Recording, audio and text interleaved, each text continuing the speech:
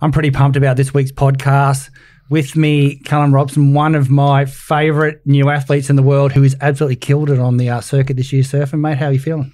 Yeah, I'm good, Greg. Thanks for having us. Oh, mate, can't wait. And Worko, who has been here longer than the curtains in the place. He was there back in 2004 when we designed our first ever compression garment, and he's still been a friend of body science after all these years and one of the most respected people in that space of am I correct in saying S&C, mate? I won't blow my own tyres up, but yeah. I've been around a long time and I have been part of this industry and in particular body science, been a big advocate of the brand for a long time. So yeah. Sweet. And that's been through some of the coolest athletes that have come through here like Kenny Wallace and stuff, but we're not going to talk too much now. We're going to rip in. Welcome to the Body Science Podcast. As always, the information contained in this podcast is for the information purposes only and is not designed to diagnose or be prescriptive to treat, prevent or manage any injury, disease or other health-related condition.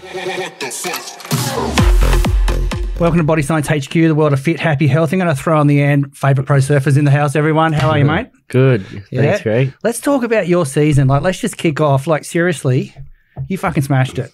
Oh, cheers, yeah. It's a lot different from what I was doing last year, so everything's moving real quick, but I'm real happy about it. And how was it to go from being like a renowned free surfer, like you had a bit competitive spirit in you in that space, but everyone talks about you came in late to the competitive model.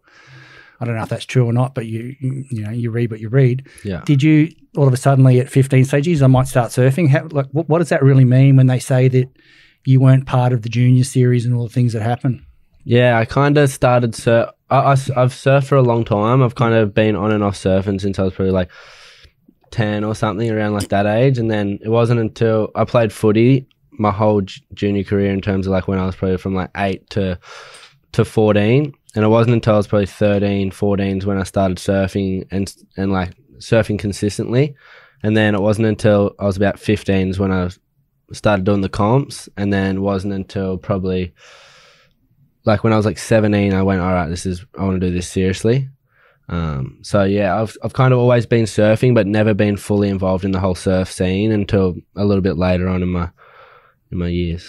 And mate, how did that work for you on your first year on the circuit? Did that crush you because you didn't have that? Oh, this is a dumbass thing. I'm staying here because you killed it. But obviously your first year, it's your rookie year. It's a tough gig, okay? Like to suddenly go from being that hottie on your local beach, excuse the word hottie, that's a shit way to say it, but, being the person who stands out in that space to being on, you couldn't do anything at any comp without Brazilians hacking on you or, someone having a go, he's good, he's bad, he's this. It's like it. All of a sudden you're in everyone's space and you've got no private space. How did you go with that?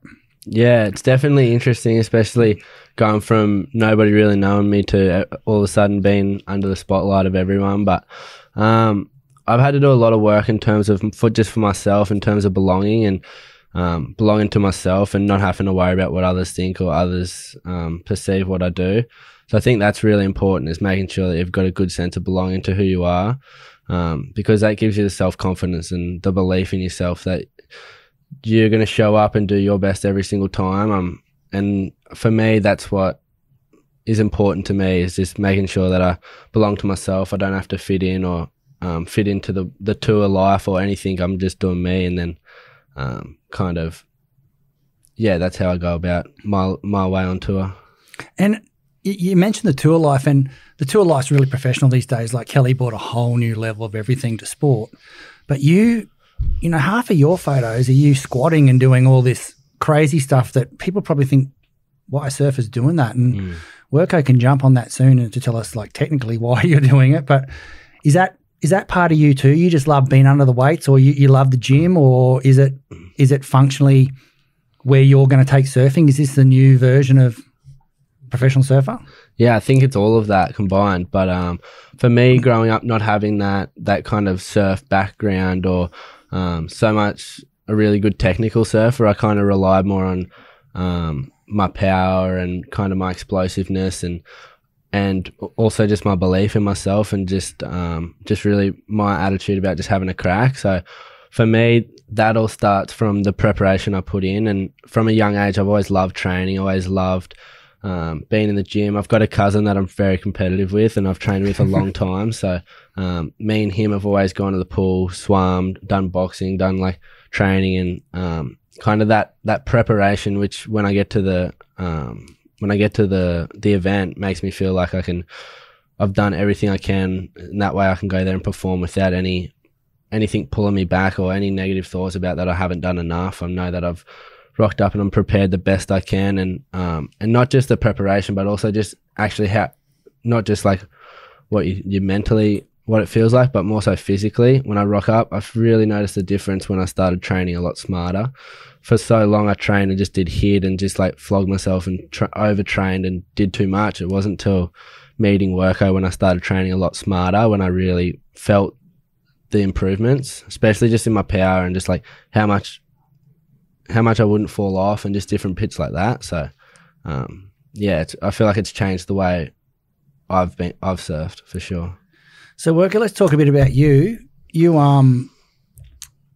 been everything from an athlete, professional athlete, through to spent a lot of time with you guys in the kayaking area with Kenny and all the crew. But the big thing is you moved on to surfing, which is your sport, like the sport you love, and you're the legacy type bloke to me. Like you're not starting out your career, you're towards the end of your career. Are we going to see some major change to the way surfers in Australia think with people like you heading up programs? I'd like to think that the world's their oyster for these young surfers coming through, and people are starting to look up to the likes of Cal, who's actually only still 22, 21, 22. You forget that, don't you? Yeah, and you forget how young Cal is, and then the professionalism that he's bringing to surfing and the amount of people who are watching him, and in particular the youth, it's going to pay massive dividends as we move forward as a nation. And that's a massive thing because we had a period of dominance in surfing, and then we've had this big lull period where now I truly believe that the likes of Cal and there's a cohort that are actually starting to really train smart and starting to really put things together consistently that will, I do believe will, start moving up in the ranks. And you can start to see that happening now with the amount of people that we've got on tour and the ones that are coming through in the Challenger Series group that are potentially going to be on tour. And probably the big thing is that they are all buying into the fact that they want to be athletes. And, in the past, no disrespect to any previous surfers, but things have moved forward in the athletic arena, and surfing didn't necessarily follow that too well. Yeah. Now it's actually starting to, a lot of the other nations, apart from Australia, are starting to really get into it, and we're just starting to catch up, and we're genuinely starting to, put ourselves up there as well. And so the High Performance Centre at Casuarina has a lot to do with the big change in this area? Oh, I think it does. It definitely does. Like it's a purpose-built facility. It's actually brilliant. It's a massive playhouse. It's, if you look at it from an athlete point of view, it's got everything that we need, from weights to access to psych, access to dietitians, access to recovery facilities, et cetera, and then it's definitely everything's there for us to or the surfers and us to utilise. It's just a matter of growing the interest, and that interest has happened because of the likes of Cal and the cohort that are actually starting to come through now. And man, I noticed on your last stop on the tour, you had a few lay days before the comp was on. You were lifting some pretty heavy weights leading into that. Is that a mental thing for you, or is that part of a program that I know Worko keeps his programs tight to his chest, so I know there's going to be nothing given away in that space as to what you're doing. And I've seen some of the pictures of what you are. You're doing some pretty fucking cool shit, you guys. Like, it's really out there. But is that just keeping the head in space, or is that actually part of your program is to be on?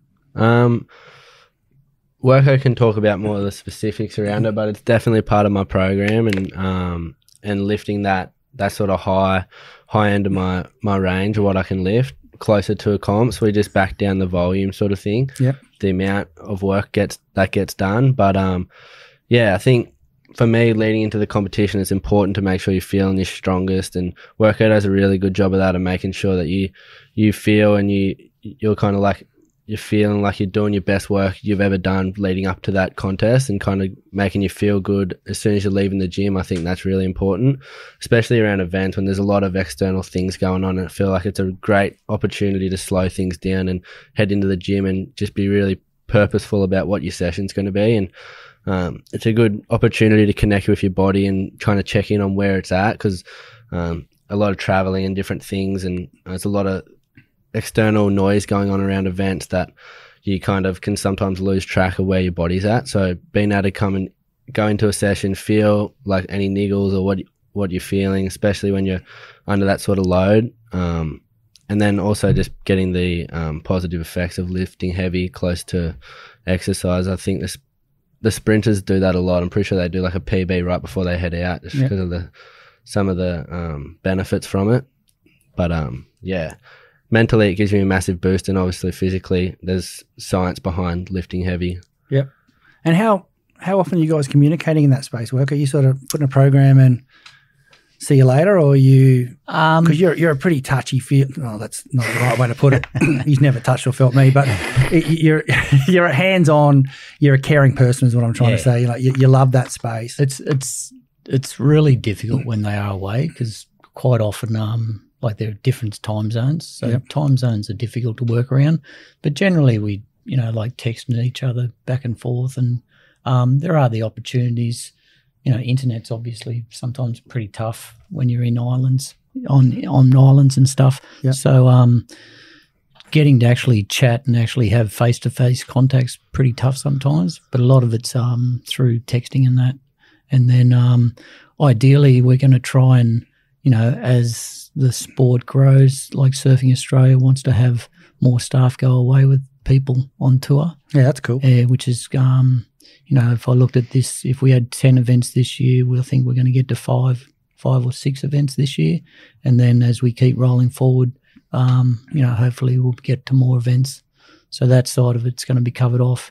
Across is it going to head more towards nations supporting their athletes on the tour versus, like Billabong and Rip Curl and the traditionals always had their teams, but it was is it going to head? I mean, obviously Billabong and Rip Curl don't want to hear that answer, but is it going to head to that Australia is going to support? I mean, it's Olympic sport now too, which obviously gives it a lot more. The government can get a lot more involved in things versus an individual competing on a world tour. Well, let's talk about it. Are you eyeing off the Olympics? Is that a goal for you as an athlete? Yeah, definitely. The Olympics, obviously, me growing up, always been a massive fan of sport, and for me, always not knowing what I wanted to do but wanting to be an athlete. The Olympics is kind of the pinnacle of being an athlete. So the fact that surfing has now got the opportunity to be in the Olympics, I think everybody's seen how everyone was a bit cautious or a bit wary about what it was going to do to surfing and how it was going to look on the world stage. Obviously, being in Tokyo, and sometimes the quality of the waves in Japan isn't amazing, but I think that event got received really well, and everyone realised how big of a platform and how important Olympics will be in the future of surfing. Yeah. And it backed up what I was thinking of the Olympics and how it was going to be. So that just put more fuel on the fire to go and really compete and try and get that spot. We're actually heading over to Huntington Beach on the 8th of September to head over to compete for an extra spot in the Olympics. So, oh, really? Yeah, hopefully. Cool. Team Australia's going to head over there, and we get 2 spots at the moment, but we're going to compete for another one. So fingers crossed we can do that. And just showing from what the Aussies have done this year on tour, I feel like we're going to be a strong force in years to come, and especially with the way things are moving and the kind of the culture around Aussie surfing is, I think it's moved in the right direction. Yeah, and Worker, did you like the way I changed the topic from asking for an answer on that? Like I just thought, I watched your eyes going, don't go there, Greg. Stop, mate. Pull back. No, Surfing Australia is like genuinely getting behind all our Australian athletes. Yep. And we're trying to turn the tide. We are turning the tide on how much support that we've given in, because you remember it's an individual sport. Yeah. So and the brands have had such an influence for such a long time, which has been fantastic. It's been awesome. It has been awesome. So now with the sport becoming an Olympic sport, it's actually allowing us to have more more support around the athletes, and it's kind of a cultural change because they've never experienced it where we want to take it. So we want to take it to another level and make it extremely professional. And it's the athletes just understanding that we're trying to help all of them. And there's no favoritism around anything other than we want Australia to win. Yep. And that's important. Yeah, so nice. Moving forward, I know that we're going to influence more and more. And it's up to the athletes to understand that, their opportunity to pick up things, influence and understand where it's going to take them is far more benefit. It's a massive thing because all we want is success in the sporting arena. We're not worried about how much product we sell. Yeah, nice. That's good. Yeah. I like that. So is there is NSWIS, QAS, are all these guys involved in surfing now? Like, are they reporting back to your Yeah, definitely. HPCs? Yeah. All the states report back to the national body, which is Surfing Australia, and then we have influence and access from all the institutes and CISASs. So South Australia, West Australia, Victoria, Tasmanian Institute. So all of those, we have access to all of those bodies, and then they have athletes on their books. And depending on how well funded each individual state institute is, that, with surfing being an Olympic sport, depending on how much funding each state has, then that deems how many athletes they can have. Cal, it's been a tough year for you. You don't have a major sticker like most people in the circuit do, because you sort of come from nowhere, as you talked about before, and massive success. Like, you've absolutely had an incredible year. Worker, from your side, like, a traditional athlete is supported by government bodies in a way, otherwise they can't go to their sport. Like that. It's a tough gig to be an athlete. Really, is with the Olympics and everything that's happening. Are all the bodies getting behind surfing as well? Like, are we going to see good cash coming in from governments to make sure that we are a powerhouse for the future? Yeah, definitely. With the 2032 Olympics being based in Queensland, the QAS and NSWIS, because they have border access. Yep. So with the Queensland-New South Wales border. So more in particular, the QAS are actually ramping up the funding. And the funding comes in... What happens to a guy that lives just over the border? Well, that's where there's border access. You're moving? No, that's where... No, but there is, like, in the past, New South Wales athletes have lived in Queensland and vice versa, and Queensland athletes have lived in New South Wales. So there's been this border range where athletes can get access to either or of the institutes, and that access comes in funding of staff. So athletes don't get direct funding. Yeah. Well, they do get direct funding if they're successful, but initially it comes from funding of staff to provide all the sports sciences, et cetera, et cetera. So if Callum, say for instance, needed access to sports psych, strength conditioning, any of those sort of any of those sports necessities to be a professional athlete. Absolutely. He gets that predominantly from QAS. So, mate, you pretty much had your local community fund you onto the tour, didn't you? How did that go down? Yeah, well, when I first qualified for the Challenger Series, it was the first time they'd ever done it, and it was obviously just after, kind of when COVID just been its worst, and we were kind of getting back into things, events and travel was starting to open up. I kind of qualified in the last event before the cutoff was, in order to qualify for the Challenger Series. So I ended up winning that event, and that put me into fourth position, which kind of qualified me not out of the blue, but I was kind of like a bit of a long shot. Yep. And so after that, I kind of, obviously during COVID, not being able to work too much. So, and with how traveling was then at that minute, it was super hard and super expensive. So, I didn't have enough money to kind of get me around, and my local board riders come to the party and launched a GoFundMe campaign, which obviously got put around social media, ended up raising, I think, 13 grand, which was amazing and really helped me even really helped me even like being able to travel. Part.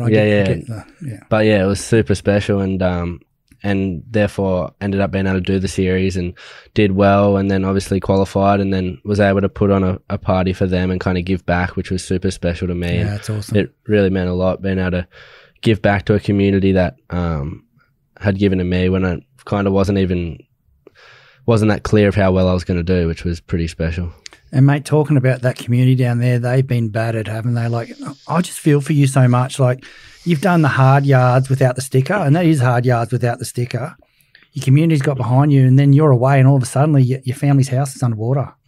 Like, talk about an amazing community and what you did or tried to do, the awareness you raised was something you should be congratulated on. And I know you didn't do it for accolades. You did it because you actually meant it. But how is the community down there? How is everyone?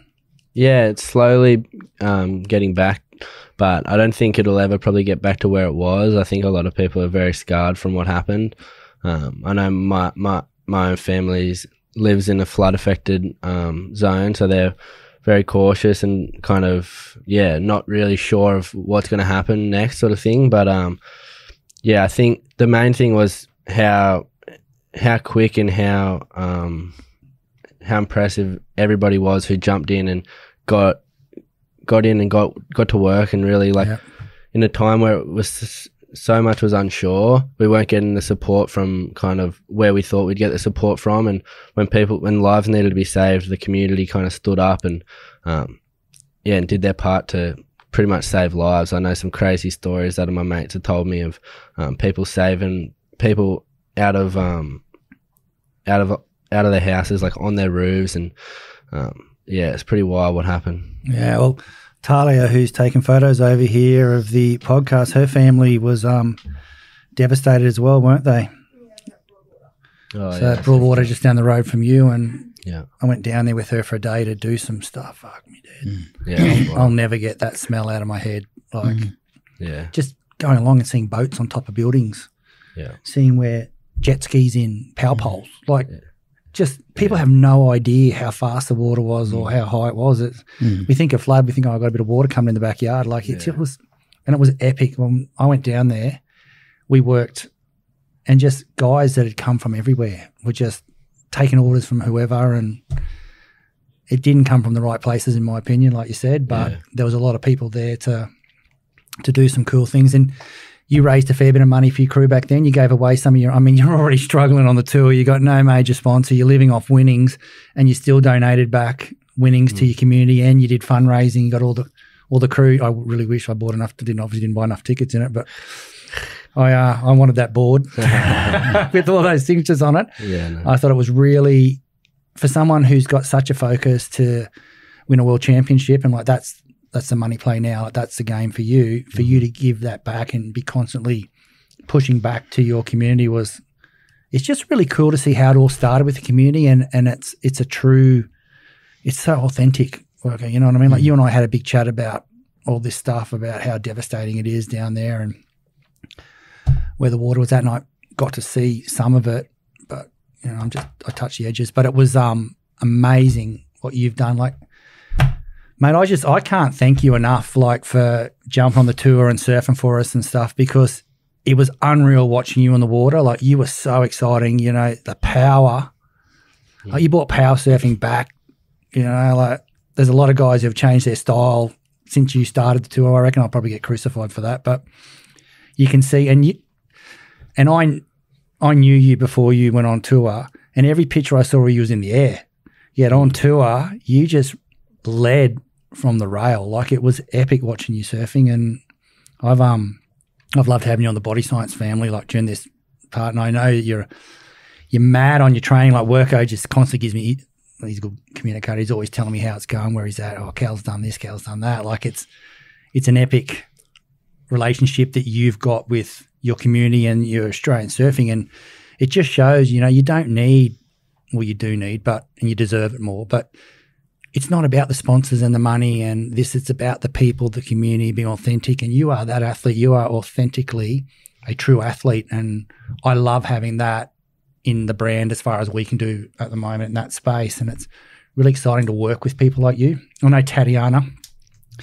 It's good to have a Brazo given some, Brazilian Brazilian nutritionist giving a bit of feedback to the Aussies because, I like to stick it to the Brazos. I think they're awesome for surfing the Brazilian community. Gets a bit aggressive at times, but I love the fact that it's brought back, that hype. I think it's, when it was America and Australia, it was, we're pretty similar in what we do and where we go. But you bring the Brazos in there and some of the flair they bring and stuff. I think surfing's in a really good place is where I'm going, and to see that next generation of you coming through really excites me to stay in that sport too, because it's a sport I love. Yeah, that Brazil event was amazing. Like, out of all the events I went to this year, the Brazil event made me feel like I was a professional athlete, made me feel like I was at the pinnacle of the sport, like how big the structure was, how passionate the fans were, and just like how involved in the beach and the surf culture the Brazilian fans are. It was incredible. Like,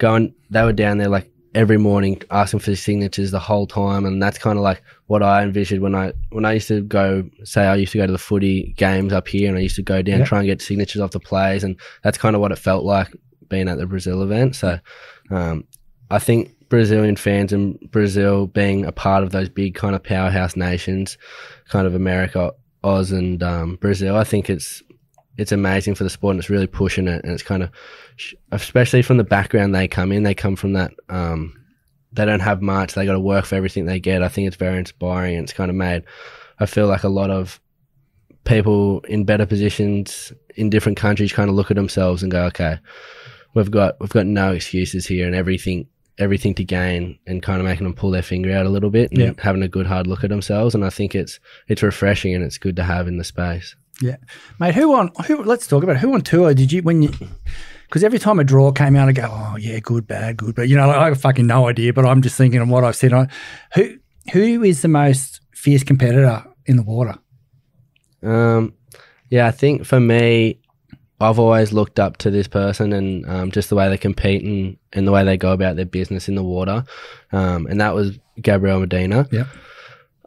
When he come back, I ended up matching up with him 3 times. Yeah, and the first 2 times, it was the first person I've ever kind of changed the way I compete. I've always just done my own thing and really backed myself and backed my decision. I've never cared what other people do. It's like, I'm going to do what I'm going to do, and I focus on myself. But this time, for me, going up against him, it's the first time I've ever experienced a little bit of awe, or a little bit like, holy shit, I'm up against this guy. Like, I've even versed Kelly, and I don't get that same feeling. So going up against Medina was big for me, and I had to learn how to, over those first 2 heats when he beat me, I had to learn, okay, mentally what was going on, and kind of adapting to what surfing against someone you really look up to is like.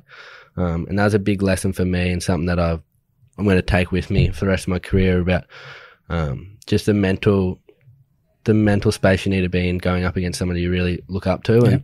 And in Brazil, ended up getting the better of him, and in front of this massive crowd, and it was wild. Like, he surfed down the beach, and every time he would take off, it would sound like he was getting a 10, because they just, no matter what he did, they were going mad. And when I was going up, it was just, I would finish my wave and I'd hear crickets and nothing. And like, it's a long paddle back out. That experience and going, holy crap, like this, just like the nature of surfing against a guy like that, it was pretty big. And that's somebody that he was probably the fiercest competitor, and just the way he goes about it is real crafty, and gets the job done 9 times out of 10. So who do you go back and reflect with after a heat like that? Who's there for you in that space? Through Surfing Australia, I work with a sports psych named Jason Patchell, and I've been working with him for probably 3 years now. And through the journey of working with people like Worko and Patchell, and kind of understanding more about my body and my mind, I feel like that's where my performance is really elevated. Yeah, nice. However, going back and reflecting on it with, I call him Patchell, so going back and reflecting with Patchell about how heats went, and taking the positives, taking the negatives, and really learning and trying to be as quick of a learner as possible. I think that's really important in being an athlete, is trying to learn from your mistakes and applying it the very next time you go out there. So for me, I'm a big reflector, and kind of I'm a massive thinker and I love to really think about things and stuff like that. So a lot of the time it's me getting out of my own head and kind of trying to just back the thoughts and be present in the moment and think less and let my like natural ability and just my instincts take over more in that moment. So yeah, I go back and reflect, and then also my cousin Pete, who I've grew up surfing with, and it's kind of like the main guy. I kind of bounce ideas and my main sounding board. Yep. He's someone I feel really comfortable with, and it's more so for me, it's just about getting things out. I'm an internalizer, so the more I just speak about things, the more I can kind of understand them, and even me speaking about them makes more sense in my brain, and I can figure things out even if I don't have to talk to Patchell or someone like kind of that's qualified to speak to in a way. Yeah. So yeah, that's been a massive help for me, and comes back to Surfing Australia and their involvement and how pivotal I feel it's been in my performance. That's nice. Isn't it great to see these young men willing to talk about internal feelings? Like you and I, Worko, we would have just held that shit in, bit it and gone, oh, well, you know what I mean? It's so good to see that there's experts around the athletes that they actually will listen to and talk to. I mean, the sport's really changing, isn't it? Oh, it's changed enormously. Like even understanding how to, the processes of recovery and going away and going through those processes just literally takes you out of that arena and the pressure of that arena, and it just gives you that happy place. Like quite often early in heats and that we'll do weights afterwards. So going into those places and just switching off that whole mechanism of pressure and doing the stuff that that you're going to be able to hit certain markers on. So having all those steps in process allows the athlete, in particular those who are buying in, to actually clear their head, go and do something constructive, park what they've gone through, process and park it, and then move forward about what's my goal for the next day. So that whole process is a big learning piece. Yep. And like the likes of Cal and he does it very well. So I think that's been and understanding what like working together with the psych and understanding just little keywords that you can put in that'll actually turn a switch. Yeah. Yeah. It's awesome, isn't it? Yeah, so that collaboration's really important, which has been good. So, mate, how did you go? Your first event was Hawaii, wasn't it? Yeah, pipe. Had you surfed pipe before? Yeah. I've surfed pipe a fair bit, but it's a very hard wave to get waves at, and it's real challenging with the crowd and the crew. Just look me in the eyes. What was it like having two of you out there? It must have been fucking epic. Yeah, it was pretty surreal. Oh, that's awesome. Surreal, especially my first heat. It was like as good as pipe gets. I heard Kelly say, I think he said this is the best pipe he's ever surfed in an event, so maybe even ever. So to have that in your first event, in your first year on tour, it was a pretty great start. You're obviously paddling out in a pretty heavy reef there for those people that don't understand surfing, and the waves were 10 foot, 6 to 10 foot? Yeah, probably 6 to 10 foot. 6 to 10 foot. So how did you go emotionally in that phase? Like the whole world's watching you, there's cameras on you, there's two of you in the water, so there's no competition except with yourself, really. How did you as a young athlete, you're 21? Yeah. On your first pipe session, not sit in the water and just spew everywhere, like just full nerves? I can imagine me, I'd be out there chucking up everywhere. Like a lot of people chuck up before they play footy and all that stuff. So I'm not in my own little space there, Worker. Give me the look of Greg, seriously. Mm-hmm. But how did you go? Yeah, I think that obviously leading into your first event, there's always going to be nerves, and leading into any event, there's always nerves. I think it's important to recognize that that's going to be the case, and there's no escaping that. Yep. Nice. And for me, when I feel nervous, and that I just go back on my process and what am I there to do, and kind of reflect and make sure my brain's in the present moment. So for me at pipe, it was about just like, okay, really being clear on my positioning, really being clear on how I was going to start the heat, making sure I was centered in that moment, and especially on the beach with so much going on, I was just like, okay, breathing. I really focus on my breath and connecting to my breath. But when the moment comes, I've kind of felt like when I was like, oh my gosh, like pretty nervous the whole way up, leading up. And then as soon as I got in the water and I started paddling out, I started just like, holy crap, it's actually pumping out here. And then kind of that surf So stoke cool. and that wanting to get a crazy wave. And, that just the inner surfer kind of come out of me and go, holy shit, it's just pumping out here. It's as good as it gets, pipe. I'm out here about to be with 3 other guys, like that kind of feeling come over. And then I was just really hungry to get a good one and ended up taking off on some big closeouts. And it wasn't until halfway through the heat, I was like, oh my God, none of us have made a wave. And the time's running out. Like I've went and kind of flicked the switch back to, okay, I'm actually in a heat surfing. Yeah. And then made that switch back to, okay, I've got to catch a couple waves. I've got to progress through this heat, because being in that elimination early in the year with that cut, it's not a good place to be. So that was also another great learning piece around when the waves are pumping, making sure you're surfing a heat, you're not going surfing, and that balance between that, I think, is important. I love that event. Obviously, Cal was there, so I was really invested, and Kelly put one on for the 50 plus surfers, so it was a good time for me in surfing. I think it really created a really cool year, him winning, like everything that happened post event. It was just epic to watch. But we're here to talk about you, mate. Let's talk about your second at Bells. Like, you've gone down there and you've absolutely ripped. Like, I just remember watching your heats going, oh my God, I'm loving every minute of this.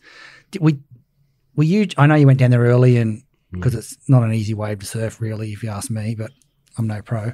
But you were just absolutely killing it, and your rail game was next level. And we'll give Worko a bit of buff out here. Do you reckon there was a fair bit of getting under the tin with Worko and doing a bit of lifting there? Like that's a you can get off that wave and your legs like go, where are they? I've left them back up the beach. Do you think that it was you had a lucky day, you deserved a second, you had done the work with Worko, so all those and team, not just Worko. When I say Worko, I mean the whole team. Like, why was that your best event this year? Yeah, well, I think for one, the wave really suits my surfing. Yeah. I grew up surfing right end point breaks and that kind of style of wave where you can rip in, and it's not. It's got that good balance of being really powerful but kind of having a kind of softer lip. Works well with my style, but also going down there early, connecting with a local specialist, Bell Warren, and getting to put some good quality time in understanding how the wave works and the best way to surf it. We went down there and did a block with Adam, Robbo and Cale, and that was massive and kind of leapfrogging us in terms of what we knew heading into that event. In the lead up to that event, the waves were dead flat, so everyone around the event was trying to hustle, trying to test boards and freaking out, whereas myself, Connor and Morgan, Owen, Wright, we'd all gone down there and kind of we sat back when everyone was hustling, trying to get waves, and we'd already put that work in. So it was kind of sitting with that feeling, knowing you've already done that work, and you know when the waves show up, you know where you're going to be sitting, what waves you're going to be looking for. As well, I had my family down there, so I was staying with my family, so big family support, which means a lot to me, and I love being around my family. It makes me feel really good, so having them support me the whole way through was super comforting and made things a lot easier around the event, just with cooking, different things, like just the little tasks. Also having the support from Surfing Australia, we had the whole team down there, so we had like physio, S&C, my psych, different things like that, which made it super accessible to get what I needed when I needed.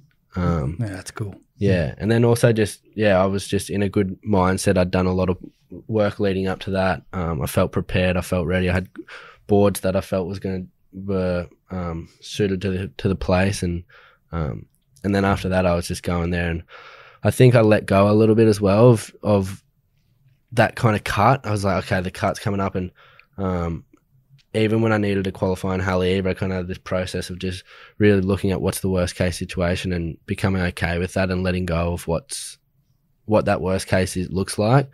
And that kind of makes me move forward and be a lot freer and a lot more just like kind of feel like you got shackles off you a bit and you can feel like you can go perform.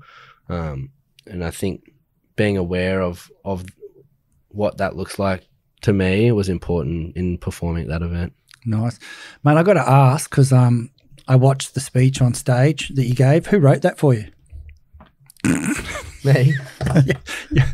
When you're up with your bell and they did the interview with you, you were very, very how do I put it? Well, I was working with Dad and I worked out that sucked. Oh, so yeah, I thought I better be a pro. So whatever you said, I was taking the piss. Actually, it didn't work. Dad joke bad. Yeah. But No, it's around. Yeah, I don't want to be a carpenter. yeah, Oh, yeah. yeah. What about it? Yeah, well, that's just what, I don't know, they asked me a question about something that provoked that answer, and I just told them how it was. I started being an apprentice with my dad and realised how much that sucked, and kind of feel like that second at Bells kind of was me realising, okay, this is working. Like I'm going to be a professional surfer, and I have an opportunity to really have a career in this. And making the tour was one thing, but then backing up with a result. Validating with a result on tour was kind of like, okay, I belong here and I'm here to win. And I felt like I had an opportunity to win in that final, and I felt like it was competitive. I had a moment before I went out to that final where I genuinely thought to myself, okay, Callum, you're surfing against Felipe Toledo in like 1 to 2 foot rincon, a little right hand, a rippable right. I was like, okay, there's a good possibility you could get absolutely smoked out here. I was like, you could just get towed up. And then I just went, okay, that was like the negative part of my brain. That's a thought that's not real. It's not realistic. Okay, like really had to sit with that and go, okay, what's my best possible way to win out here? And it was to put myself on the best waves, challenge for the inside, put some pressure on him, and just I had to not make mistakes and be kind of not be perfect, because you can never be perfect, but I just knew I had to I had to be my best in that final. And I felt like I slipped up a little bit in terms of just the end of one of my waves, but I felt like I was happy in the fact that I made it competitive and I put myself in a position to win. But yeah, that was kind of that moment of realizing that, okay, I'm here and I'm capable of doing what I want to do. And I thought one of the great things of that event too was all of the rest of the Aussie guys that had made the circuit that year, and Owen was there as well. It was just unreal to watch you guys as a unit. Like, you haven't really seen that for a long time in surfing. Is that something special to you, the crew that's come in, the next gen? Yeah, for sure. I think what you called the Wombats or something? You got a nickname? Yeah, we called ourselves the Wombats. I like it. But yeah. Well, anyway, on the Challenger series is kind of where that kind of all happened. Being with how COVID was and how different things, how hard it was to travel, we all kind of banded together and realized that the best way to do that Challenger series was to all band together and help each other. And we split the cost of most things. We were all traveling together, staying together. And it kind of formed this bit of camaraderie within the group, and we were all, no one had the money to go fly to the next spot early and get ready. We all kind of stayed there until the event was done, and therefore we all went down and supported each other to the end of the contest, and it created this great camaraderie within the group, and that's kind of now graduated to the tour and different things like that. And it's kind of feel like it's that younger generation of crew that don't have the big major backings, or just the money in surfing isn't there like it used to be. So people are traveling together and we're all doing it together. So yeah, that's really special, and especially knowing that your mates have got your back when you're coming in, and that's unreal. Isn't it? Just grounding yourself in that people around you care. I feel like that's important. That's cool. And I guess a lot of people wouldn't even understand that you don't get a comm and flights and all those things being on the world tour. They probably think that people rock up in private jets, or maybe a couple of them do, but it's a tough gig. It's self-funded, like you just said, and you need a sponsor. And anyone out there who wants to get on board with a great athlete, Cal, how do people contact you in that space? Not somebody that wants to buy a pair of your socks or something. Like, I'm talking about somebody who wants to. That's an athlete joke. If people want to contact you in that space, is there someone they should contact? I actually represent myself. So if you just contact, get ready for some spam mail, mate. Here it comes. Well, good, it's all welcome. But if you just go through my Instagram, and there's a link to what's your Insta? Callum Robson with 2 M's, so Callum M Robson. CALLUMM. Yeah. ROBSON. Yeah. Exactly. No that. underscores, no nothing, just straight up. Yeah, and then there's a link to email me, and you can get in contact with me and go from there. Yeah, and mate, what's the the goal here is like, okay, what's the life of a pro surfer these days? Like, how long rugby? I think rugby league's 3 years, 3.5 years, is it? Ooh. Yeah, I'd like to think that there's probably a good 10-year span. 10 years. If they can, maintain their ability to stay on tour. So a brand and an athlete can really build a relationship in surfing. Yeah, I think there's a mass because the brand of surfing that they're doing now is like it's far more detrimental to their bodies. So the amount of work that they've got to do to stay fit and healthy is really important. And there are guys that are, Kelly's the obvious one who does, looks after himself, etc. And he has had a long career. Surfers now are genuine athletes. So the more they look after themselves and the more they look into how they can do that, the longer their careers are going to be. I think there is a 10-year career in them, definitely. You'd want to get a clothing sponsor sooner. You just start a GoFundMe account and create your own clothing brand. Like, fuck it, do it the new way, like the way all these young entrepreneurial and fitchpreneurs are all doing there and bringing out their own lines. I mean, look out. So, Cal, this year coming with the tour in the year coming up, because you've re-qualified. Yeah. For next year. Do you have to go through any of the hard work? So you're on the tour. How are you funding that this year? What are you doing? I funded that just through my prize money. Yeah. I've also got some partners that help me out. Let's do it. Like, let's do it. Sparrow boards, is that? Yeah, Sparrow, Samantha Wilson Property, Dragon, Alliance, Sunglass Company, Modem, and a guy who helps me out is Kingy Diesel. He's up in Sunshine Coast. Yep. So yeah, they're the people that help me out. Let's throw you under the bus, mate. Let's do an ad right now for your boards. Let's go, because I mean, that's probably for anyone who's listening, little groms, and you need a new board. Let's hear why Cal reckons they should buy that board. Buy a Sparrow? Yeah, mate. Well, you should buy a Sparrow. That's funny. Hey, let's do that again. Okay. I'm Callum Robson, pro surfer, and let's do it. All right. Let's go. My name's Callum Robson, professional surfer from Evansett, Australia. I've been riding Sparrow boards for about 4 years now, and I feel like that's what's set me apart from the rest. I feel like the performance benefits I get out of my Sparrow. I love it. And mate, how do we get a Sparrow board if we want one? How do we find them? You can go through his Instagram, Sparrow Shapes. Yep. Or you can go to his website, sparrowshapes.com. Yep. And yeah, purchase a board. Tell him I sent you. He might help you out. Yeah, a little discount on there. Yeah. Cal discount. Have you got your own model yet? No, it's something that I'm working on during the off season. I feel like, just trying to work on my equipment and something I learned a lot about this year in terms of specifics of where you're going. Yep. Just how much it changed in terms of like the buoyancy in the water, different places you go. A lot of places you're wearing real thick wetsuits, so you got to factor in that's an extra kilo. True, yeah. Just trying to figure out all that and trying to make me a quiver that's going to be able to perform across the whole year in all different conditions. So when I feel like I've got a board that can do that, I feel like that's when I'm going to release my model, and working towards that, especially in this off season. I'm going to use it as much like as valuable as I can. There's going to be some good opportunity to go do some trips, hopefully go to Hawaii, go to Chopu, go to Fiji, all places I'm trying to want to go to. Hopefully do some more strike missions down to Bells and test bores, but really use this off season to expose myself to all the waves and conditions that we get on tour. And mate, for those people out there that probably think someone picks your boards up and takes them where you need to go, you said you couldn't afford to fly somewhere early, you couldn't do all this. How many boards do you get to take with you, like in that risk assessment you just did of wetsuits, waves, all the things you talked about? How many boards can you legitimately take with you to an event? I like to travel with about 10 to 12. How do you do that? I travel two board bags of 6. Yeah. It changes depending on where you're going. Like Hawaii, I know a lot of crew had up to like 30, 35 boards in Hawaii. Wow. I think I had about 20, 22, something around there. But yeah, going to different spots like Bells, not as many boards because you don't get as drastic change in conditions. Even J Bay, Portugal, places like that. So you're paying excess baggage everywhere you go? Yeah, I got stung so hard come back from Portugal.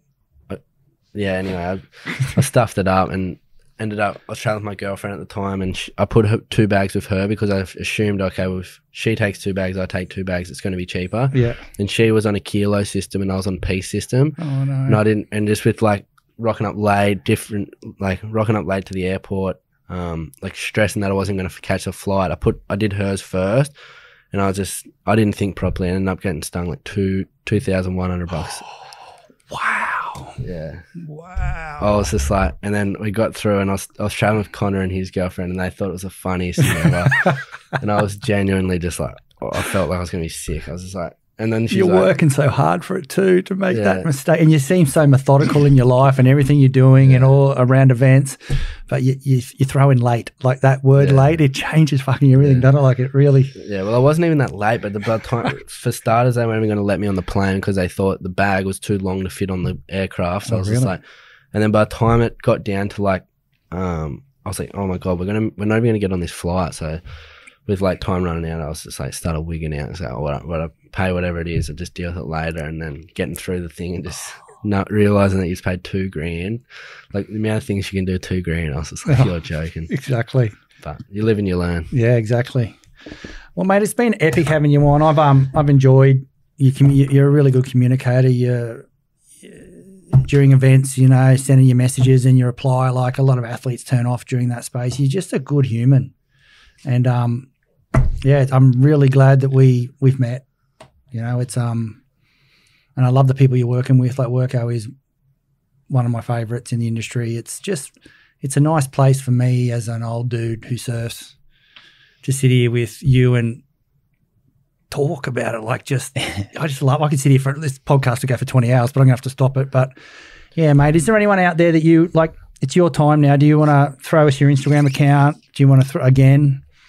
CALLUMMROBSON. Yep. Best way to get you is on that. Then you got a link tree that sends you everywhere you want to go. Yeah. How about anyone you want to say thanks to, like your first year, rookie year?